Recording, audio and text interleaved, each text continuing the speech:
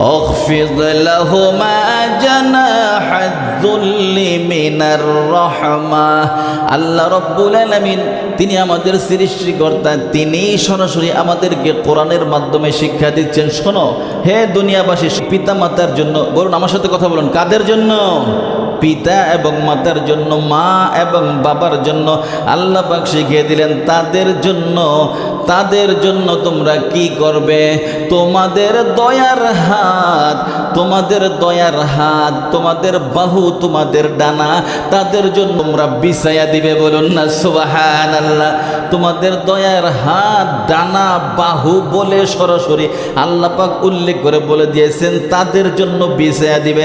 তাদের জন্য তোমাদের তরফ থেকে নম্রতা, ভদ্রতা এবং বিনয় প্রকাশ করবে। প্রত্যেকটা কাজে এবং প্রত্যেকটা কথা বলার সময় নম্রতা, ভদ্রতা এবং বিনয় প্রকাশ করে তুমি তোমার পিতামাতার সাথে কথাবার্তা, ওঠা বসা, চলাফেরা করবে। বলুন না সুবহানাল্লাহ। এই কথাগুলো আমাদেরকে কে শিখাইতেছেন? হ্যাঁ, কে শিখাইতেছেন? আল্লাহ পাক রব্বুল আলামিন শিখাইছেন। এখানেই শেষ নয়, আল্লাহ পাক বললেন যে তোমরা তোমাদের দয়ার হাত তোমাদের পিতামাতার জন্য বিছিয়ে দিবে, খুলে দিবে আমার কাছে তোমাদের পিতামাতার জন্য। এরপরে বলবে ওয়াকুর রাব্বিরহামহুমা কামা রাব্বায়ানি সগীরা। এই দোয়াটা কে শিখাইলেন?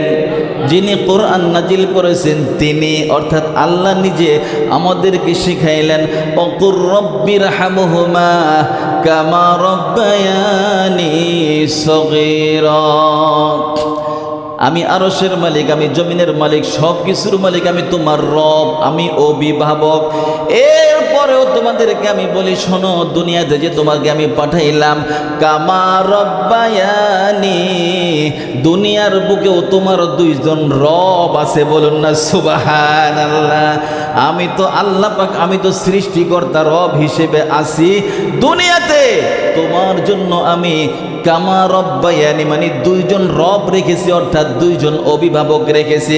একজন হচ্ছে তোমার মা আর একজন হচ্ছে তোমার বাবা। বলুন না সুবহানাল্লাহ। এবং তাদের জন্য তোমরা, আমি আল্লাহ পাকের কাছে দোয়া করবে যে হে আল্লাহ পাক, আয় আমাদের রব, আপনি আমাদের পিতামাতার সাথে ওইভাবে ব্যবহার করুন। আপনি আমাদের পিতামাতা, আপনি আমাদের মা বাবার উপরে রহমত নাজিল করুন, সাকিনা নাজিল করুন। আপনি আমাদের পিতামাতার জন্য দয়ালু হয়ে যান, দয়াবান হয়ে যান। কেমন? কামা রব্বায়ানি সগীরা। সগীরা মানে ছোট।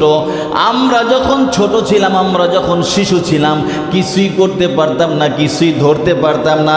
ওই সময় আমার মা, আমার বাবা যেইভাবে আমাকে সুন্দরভাবে লালন পালন করেছে, ভালোবাসা মহব্বত দিয়ে, ওইভাবে আজকে আমার বৃদ্ধ পিতামাতা বৃদ্ধ হয়ে গেছে, অথবা আমার পিতামাতা কবরে চলে গেছে। বৃদ্ধ হয়ে বেঁচে থাকুক আর কবরে চলে যাক, আল্লাহ পাক বলেন যে তুমি তোমার পিতামাতার জন্য আমার কাছে এই দোয়া করো যে ছোটবেলা তোমার পিতামাতা তোমাকে যেইভাবে লালন পালন করেছে, আমি যেন তোমার পিতামাতাকে ওইভাবে লালন পালন করি, ওইভাবে তাদের উপরে রহমত বরকত নাজিল করি। বলুন সুবহানাল্লাহ। হ্যাঁ, সব কিছু কে শিখাচ্ছেন? আল্লাহ রাব্বুল আলামিন আমাদেরকে শিক্ষা দিয়েছেন।